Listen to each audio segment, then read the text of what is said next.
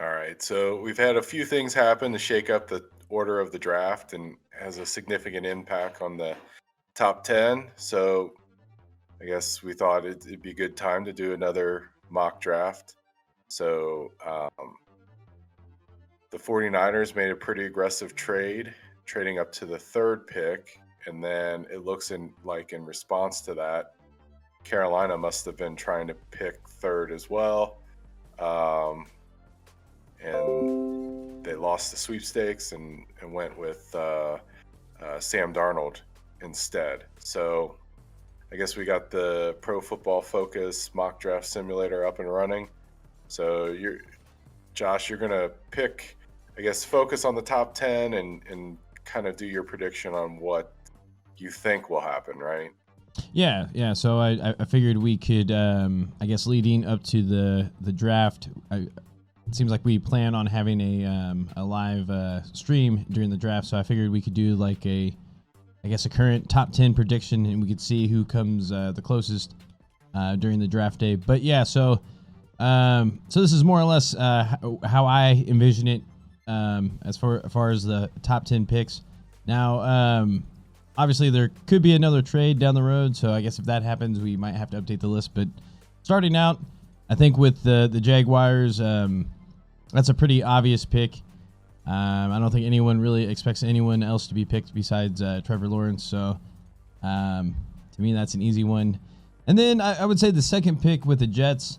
I've heard maybe just a few rumblings as far as maybe it could be outside of Zach Wilson, but to me, that seems like a pretty big lock as far as Trevor Lawrence going first and then Zach Wilson going second. Now, this, to me, where it gets tricky. See that last pick? That's kind of surprising. I mean, not in the sense of what people are talking about, but I'm just pretty surprised that, that Zach Wilson's past Justin Fields. Just, watching the two of them play. I mean, granted, I only saw Zach Wilson play against Coastal Carolina, but I mean, You're thinking Justin Fields could potentially go number 2? I could see that. I would have him ranked higher. I mean, I don't know anything, but I mean, just Justin Fields. I mean, there's really no knock on him, like athletically, right? And he played at Ohio State. He played well, right? I mean, I think that's the only knock on him is that he played at Ohio State. Oh, is that a knock now? Well, in quarterbacks, yeah. It's not what about like Joe Burrow. He played at Ohio State. Yeah, kind of. Not really. Okay. Yeah, but 10 years from now, like, people are going to know Joe Burrow for LSU, not Ohio State. I mean, yeah, he was there. He could potentially have been great. I mean, don't get me wrong. Fields, to me, he's kind of like a more modern version of Cam Newton.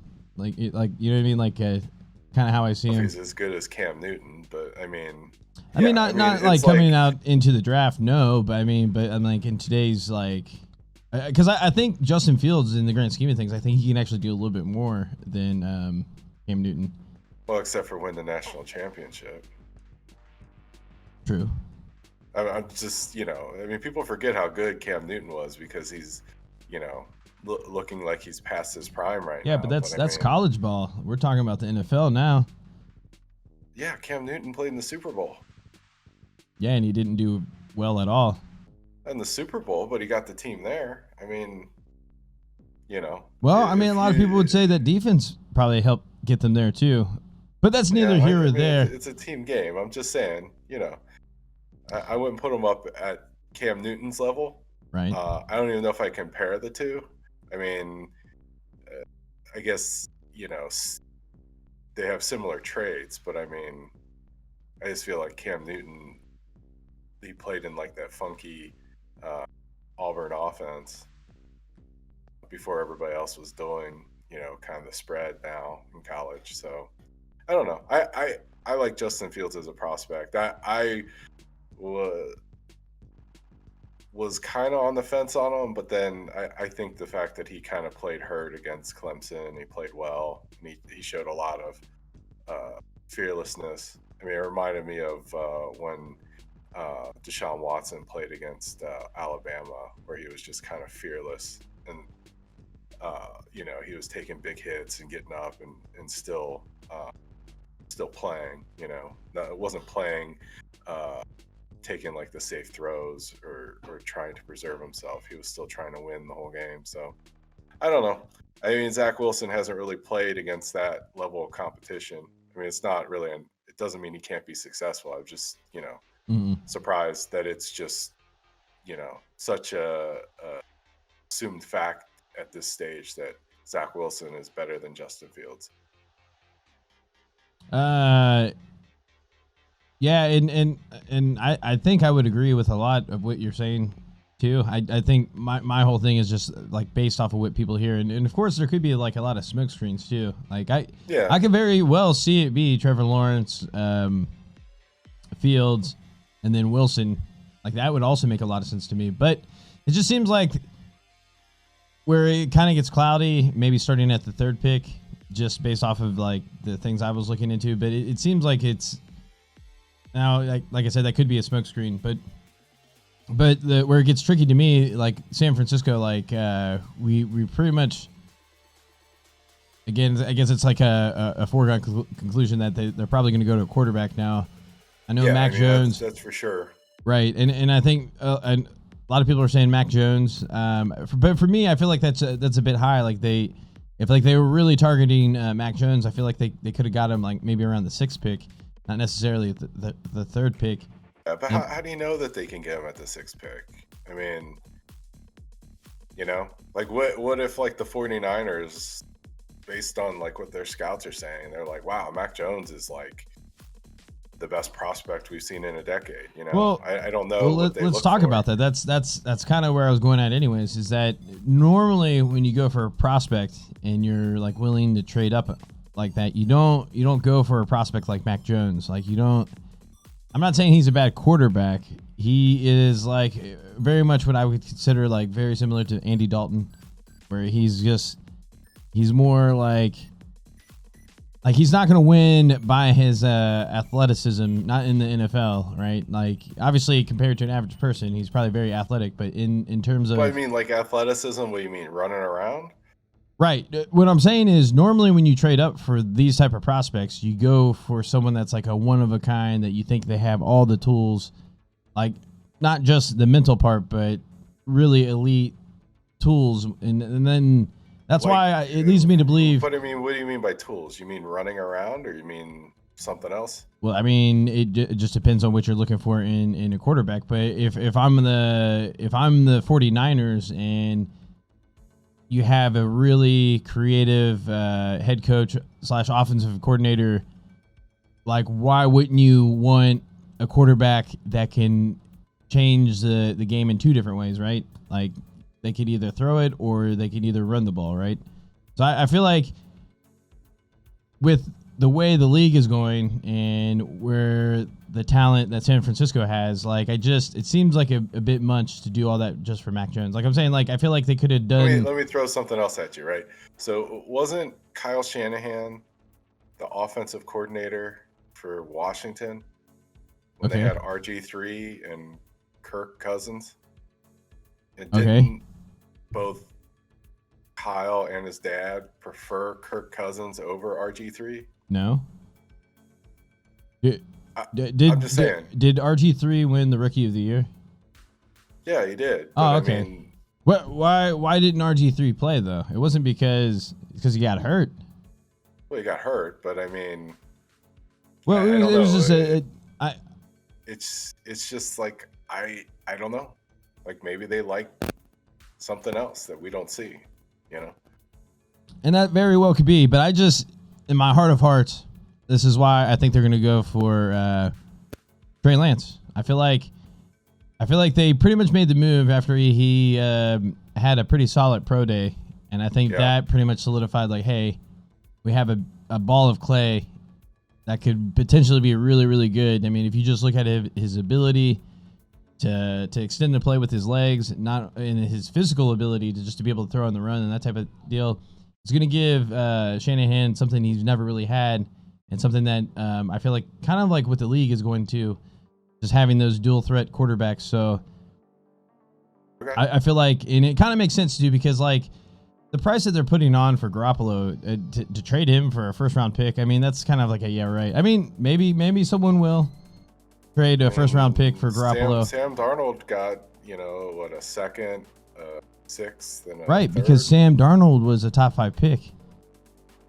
Yeah, but Sam Darnold didn't play nearly as good as Garoppolo in the NFL.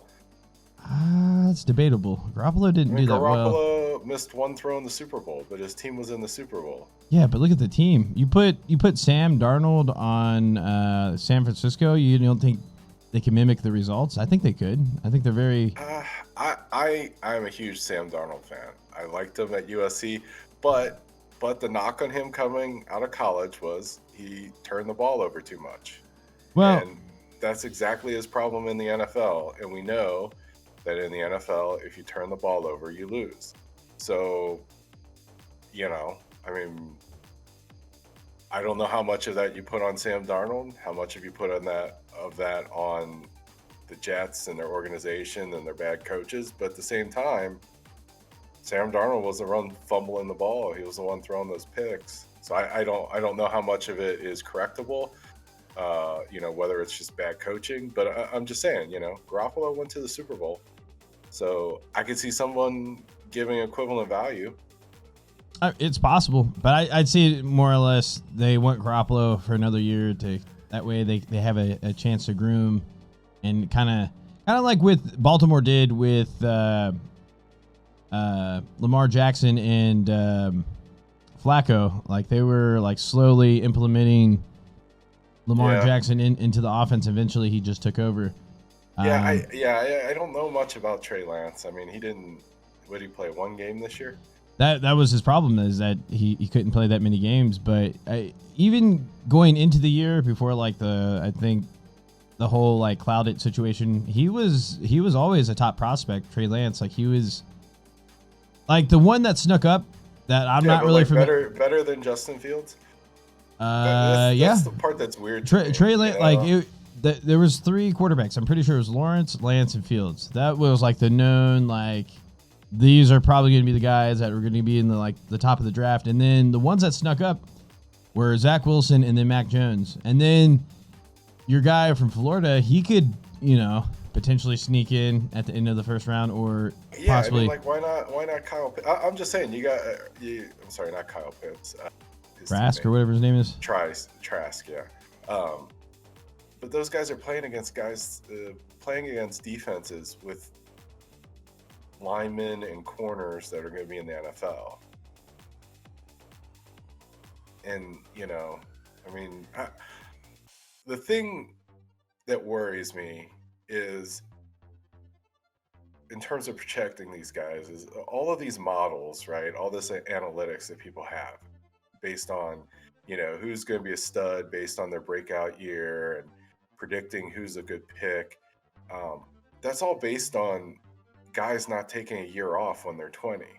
I mean, don't you think that, like, if you're a 20-year-old or a 19-year-old quarterback or wide receiver, that if you don't play football for an entire year, don't you think that's going to have a high risk of just stopping your development altogether? I mean, I guess you could look at it, guys coming off of injuries or whatnot.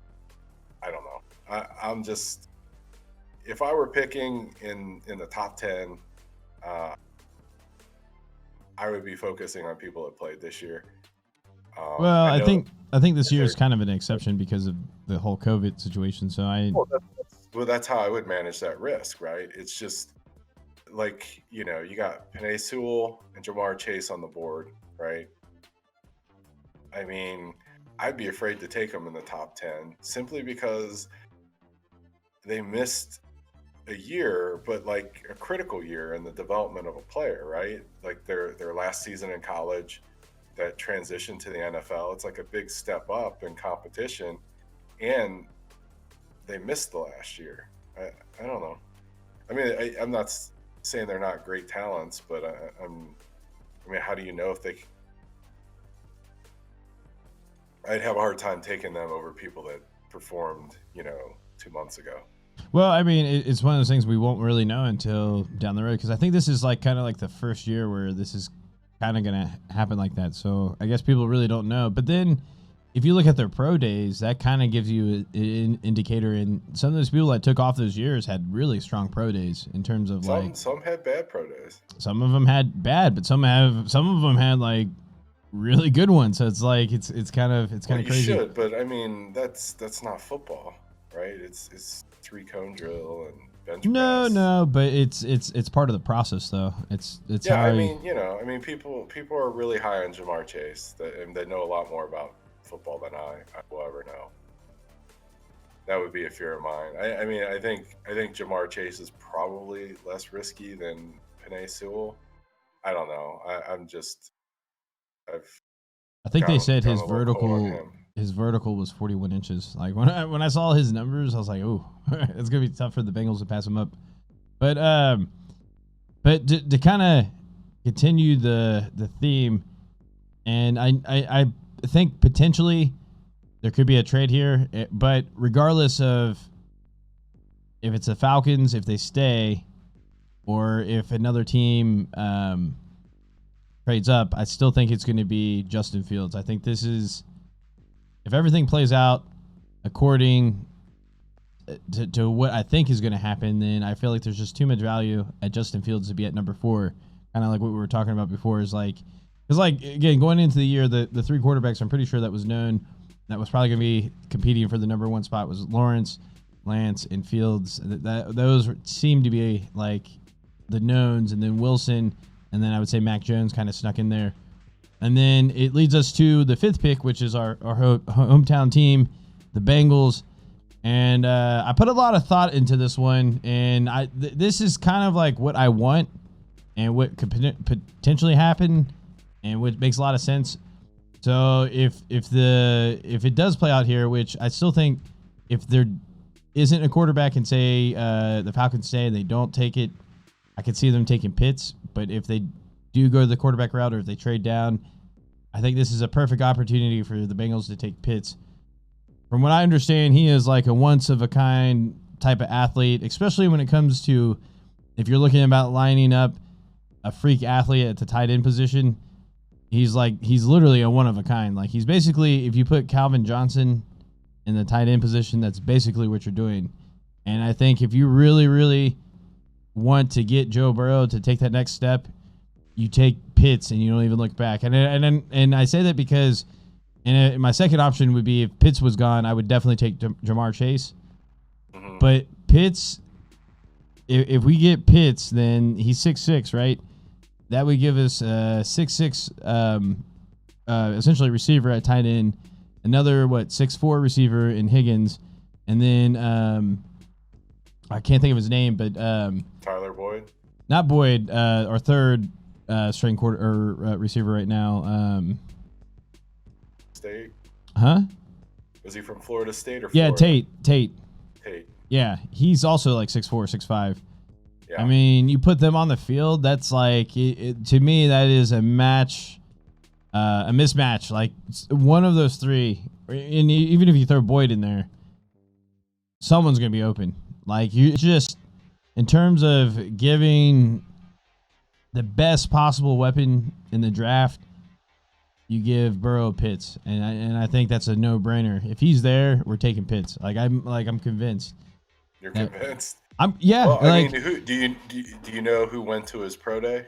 Who went to the Florida pro day? No, I didn't really pay attention to that, but I was just looking at his numbers. I was like, I think 3 of the coaches went. I know the head coach. Like, went. I think the offensive coordinator went. His numbers for the Bengals, that's a big deal, because the coaches basically do a lot of the scouting themselves. Well, just in terms of his numbers, like, he's basically like the Calvin Johnson of the tight ends, and I was like, whoa. I didn't realize I didn't realize he was that fast. Like, I knew he was just like a really good like playmaker, but I did not realize he had like 4.4 speed. Like, you put him in the middle of the field. You know what's funny about this is that, in a way, you're agreeing with my take on staying away from the guys that didn't play last year. Yeah. I mean, like, what sold me on this was like when he had his pro day, and because like when Jamar Chase had his pro day, I was like, whoa. we're taking Jamar Chase, and then I saw Pitt's pro day, and I started like thinking about it, and it makes sense to me because they've been very quiet about this. Like the obvious pick, like when Joe Burrow got hurt, it was no brainer. Like everyone knew we were going to tackle, right? But I think but you know, Penei Sewell has short arms, right? Right. But here's the deal. Like we did, I think, enough in the off season to shore up the line in certain areas. Plus, the value in the draft is getting linemen or possibly receivers too late in the draft. So like they were saying that we could potentially get a starting quality guard in the 3rd round. And that's basically what we're missing right now in our line. So we don't I mean, obviously. Well, but short arms means that Penei Sewell is a guard. Right. Well, that's what I'm saying. Like you don't get value there, right? Like you can with Pitts, who could be like a once. I think the value generation is that they're saying that there are a ton of offensive linemen, right, in the draft, right. You know, and I think I said this in one of our previous episodes, but I feel like the Bengals aren't great at developing or identifying linemen, offensive linemen. Maybe they fix that with the new line coach, but they seem to have good success with playmakers. So I like this approach. The only knock I have on it is I wish they would have signed a full line in free agency. There's still draft the best players available. There's going to be people signed after the draft. Like so, yeah, like, I know, but the Bengals struggle with the concept of depth, right? It's just like they should get a starting offensive line, and then still draft the guys that have good value in the 2nd or 3rd line to play on the offensive line, because football and people get hurt, so you need to have good backups. And you know, some of the guys that they've signed, and likely some of the guys that you would be available to sign, are going to be older, so you need to have younger players who can take starting jobs. But you know, so I like your pick. I would be fine with this. I would like Devontae Smith, or potentially trading down, or you know, it'd be interesting to see if they drafted Micah Parsons. It'd be fun to watch the Bengals with like a good linebacker. I think if Sewell, elite Chase, talent at linebacker. I mean, it's been so long since we've had an elite linebacker. It's possible, but I think this the 5th pick. There's 0% chance that the Bengals take a linebacker in the 1st round. Our owner likes offense. They're going to pick one of these playmakers. There's no way that they pass on Chase, Smith, and Pitts to take a linebacker. There's just, I would be shocked if that happened. Okay, and then on the 6th pick, I think the Dolphins are in a position to take the best available playmaker, and I think they're going to take Jamar Chase, which, depending on who you value, it could be Chase, Waddle, Smith, but I think the Dolphins take Jamar Chase, and then I think the Lions could potentially take a quarterback, but I also think they do take the best available receiver, who I think at this point, there's no way that the Lions are going to take a quarterback. They can't afford to, and they traded for that contract. They're stuck with it.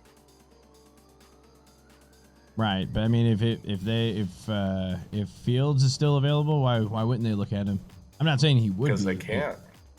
Why can't they? Because they're going to have to pay whoever they pick at this spot the same amount, regardless of position. Yeah, but I mean, you have 2 quarterbacks. I mean, maybe you're right. I can see it. You've convinced me. I changed my mind.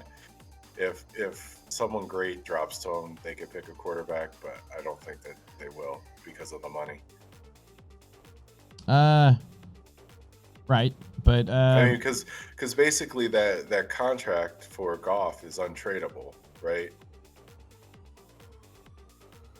like the reason why that trade worked is because you had two quarterbacks making around $20 million that could be swapped for one another, right? But now that that's been done, who is the other $20 million quarterback that you could trade for? With the second best available player, I would assume that would be Devontae Smith. I feel like he would really fit what they're trying to do in Detroit. And it seems to me that Detroit always valued a receiver that could stretch the field. So that would make a lot of sense to me. And then with the Panthers just recently trading for Sam Darnold, I guess potentially they could look at a quarterback. I think at this position, I think they also take the best available receiver. So that would be Waddle. And then the Broncos, who I think could potentially trade up to number 4 to get Fields. But if everything plays out to where it does, that it's kind of a no-brainer. Because I don't necessarily see Locke as a upgrade over, I don't see Mac Jones necessarily as an upgrade over Locke. But you never know. Maybe they could go that way. But I think if everything falls the way it does, I think they would value Sewell over the over Mac Jones. And then I think with the Cowboys, I think they just take the best available corner. I guess potentially, yeah. It does say tight end. That does make sense, but I don't think Pitts gets anywhere close to the Dallas. So I think they would definitely take the best available corner, and I don't think they would look back.